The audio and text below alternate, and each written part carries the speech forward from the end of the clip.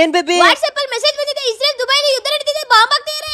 ಅದಕ್ಕೆ gas petrol ಏನು ಸಿಗಲ್ವಂತೆ, ಅದಕ್ಕೆ ಗ್ಯಾಸ್ ಆಫ್ ಮಾಡ್ಬಂದೆ. ಇವತ್ತಿಂದ ಮನೇಲಿ ಅಡಿಗೆ ಇಲ್ಲ. ಅಲ್ಲಿ ಯುದ್ಧ ನಡ್ರೆ ನಮ್ಗೆ ಕೂಟ ಇಲ್ಲ.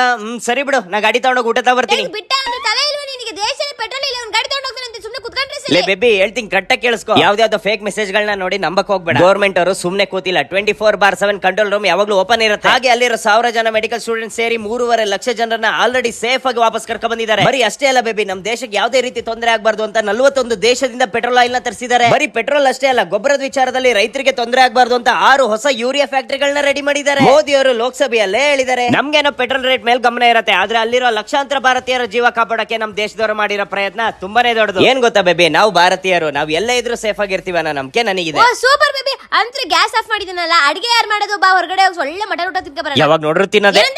ಏನಿಲ್ಲ ನಡಿ. ನಡಿ ಹೋಟ್ಲಲ್ಲಿ ಇರೋದೆಲ್ಲ ಖಾಲಿ ಮಾಡೋಣ.